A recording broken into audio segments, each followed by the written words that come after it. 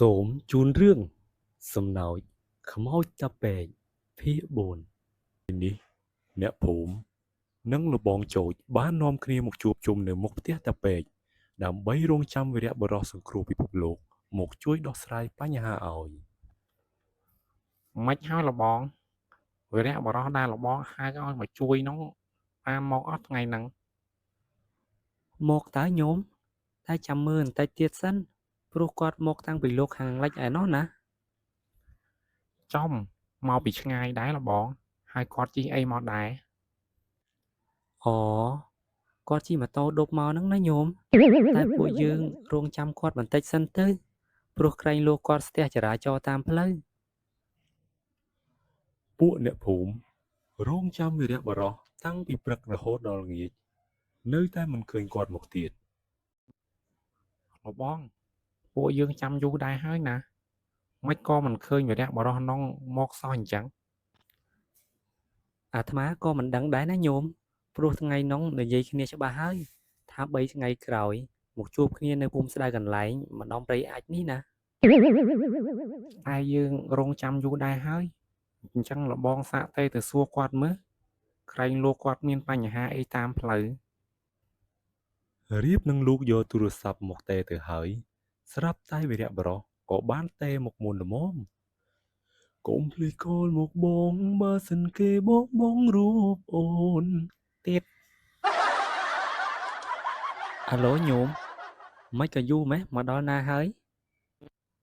មកដល់កោះនរីហើយលោកបងហាអាត្មាណាត់ញោមឲ្យមកជួបនៅភូមិស្ដៅកន្លែងមិនញោមទៅកោះនរារកប្រកាច់យកអីខំតៃលបង Sorry លោកបងថ្ងៃនេះអត់បានទៅទេ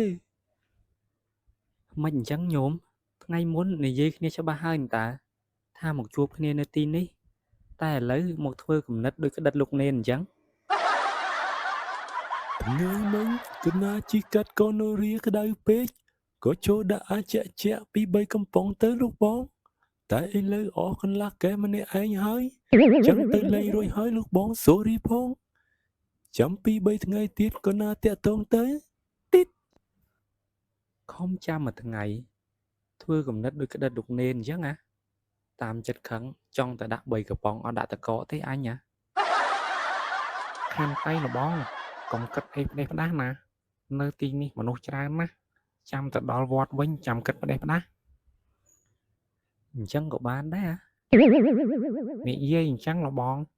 យើងដូចជាល្ងាចណាស់ហើយគិតធ្វើមិនទៅពួកយើង យីអារបលយោនេះនៅគិតដល់ណាទៀតខ្មោចលងចុយម៉ាយឥឡូវហើយតោះទៅពួកយើងឲ្យវានៅគិតម្នាក់ឯងនឹងចុះដោយសារតែវីរបុរសរវល់ដាក់អាចជ្រុលទើបធ្វើឲ្យអ្នកភូមិខាតពេលវេលាមួយថ្ងៃអត់ប្រយោជន៍លោកបងចាំកណាផង3ថ្ងៃក្រោយមកវីរបុរសក៏បានមកជួបលោកបងចោច Hello លោកបងសុំទោសផងថ្ងៃមុនដាក់រឿងជ្រុលបន្តិចហើយទើបមិនបានមកជួយអ្នកភូមិមិនអីទេញោមរឿងកន្លងហួសហើយចុះញោមជីអីមកដែរហ្នឹងខ្ញុំជិះម៉ូតូឌុបមកនឹងណាលោកបងចុះលោកបងញ៉ាំប៊ីយ៉ាហើយឬនៅស្មានហ្នឹងព្រះសង្ឃគេមិនឆាន់ប៊ីយ៉ាទេណាញោមតែបើភេសជ្ជៈអាចឆាន់បានចុះប៊ីយ៉ាហ្នឹងមិនភេសជ្ជៈដែរលោកបងអត់ទេញោមភេសជ្ជៈនោះគឺទឹកផ្លែឈើណាញោមអាត្មាមិនសំដៅទៅលើគ្រឿងស្រវឹងទេណាញោមចុះទឹកត្នោតជូរលោកបងអាហ្នឹងក៏មិនបានដែរញោមព្រោះវាមានជាតិស្រវឹងនិយាយអញ្ចឹងលោកបងហៅខ្ញុំមកចង់ឲ្យខ្ញុំជួយរឿងអីដែរហាចុះថ្ងៃមុនអាត្មាប្រាប់ញោមរួចហើយតើអូថ្ងៃមុនខ្ញុំដាក់អាចជ្រុលលោកបងឥឡូវភ្លេចអស់បាត់ហើយលោកបងចោចក៏បាននិយាយរៀបរាប់ពីដំណើរដើមតងទាំងអស់ទៅប្រាប់វីរបុរសហើយពេលនោះវីរបុរសក៏បានឆ្ងល់ក្នុងចិត្តថា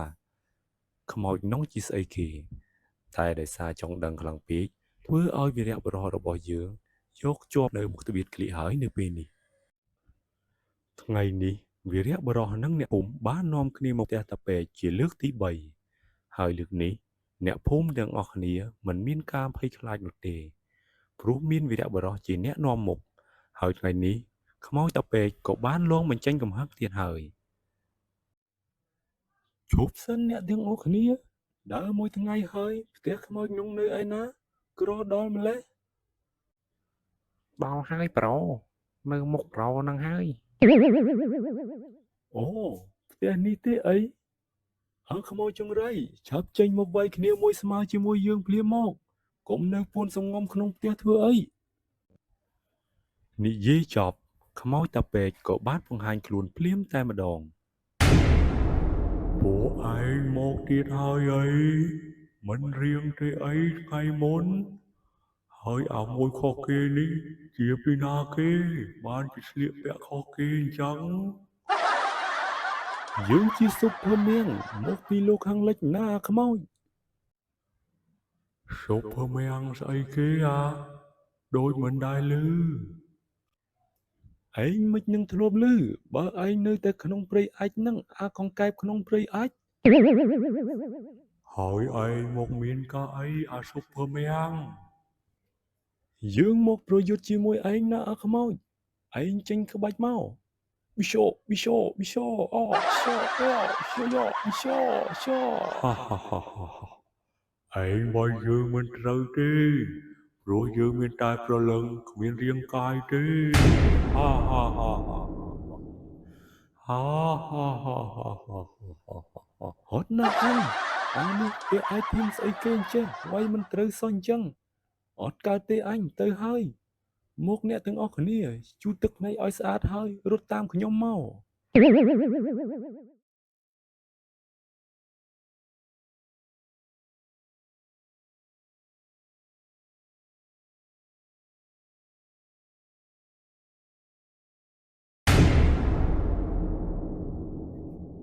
ដោយសារតែស៊ុបភើមៀងបំបីក្បាច់លងតាពេកមិនបានធ្វើឲ្យអ្នកភូមិរត់បាតជើងសព្រាតជាលើកទី3ពេលទៅដល់ភូមិវិញពួកគេមិនទាន់បំបីផ្លូវគ្នានោះទេនិយាយអញ្ចឹងមិនលោកស៊ុបភើមៀងឯងមិនប្រើក្បាច់ចុងក្រោយកំចាត់ខ្មោចតាពេកទៅអត់កើតទេយាយព្រោះក្បាច់ចុងក្រោយតើតែគ្មានជំរឿសទើបអាចប្រើបានចុះមិនអស់ជំរឿសហើយមិនតាអត់ទេយាយមិញនៅមានជំរឿសតើគឺជំរឿសរត់នោះអីចប់ហើយអញ្ចឹងពួកយើងទៅនេះគ្មានជំរឿសអ្វីផ្សេងក្រៅពីរើភូមិទៅនៅកន្លែងផ្សេងនោះទេមិនទាន់ចប់ទេយាយយើងនៅមានជំរឿសមួយទៀតយាយ ជំរឿសអីគេលោកស៊ុបភើមៀង គឺខ្ញុំនៅមានមិត្តភក្តិ2នាក់ទៀតដែលមានសមត្ថភាពដូចខ្ញុំដែរអញ្ចឹងលោកស៊ុបភើមៀងអាចហៅគាត់ឲ្យមកជួយពួកយើងបានអត់ប្រកបជាបានតែសូមរងចាំខ្ញុំមួយរយៈសិនព្រោះខ្ញុំត្រូវការពេលវេលាតាក់ទងទៅគេដែរមិនអីទេលោកស៊ុបភើមៀងពួកយើងអាចរងចាំបានតែកុំយូរពេកពាក្យ4នេះក៏សូមស្លេះត្រឹមនេះសិនតើមិត្តភក្តិលោកស៊ុបភើមៀងគឺជានរណាហើយគាត់មានសមត្ថភាពពិសេសអ្វីខ្លះសូមបងប្អូនរងចាំតាមដានទស្សនាភាគ5ជាបន្តទៀតសូមជូនពរបងប្អូនទាំងអស់គ្នាឲ្យរកទទួលទានមានបាននិងត្រជាក់ត្រជុំក្នុងក្រុមគ្រួសារសូមអរគុណសូមជម្រាបលា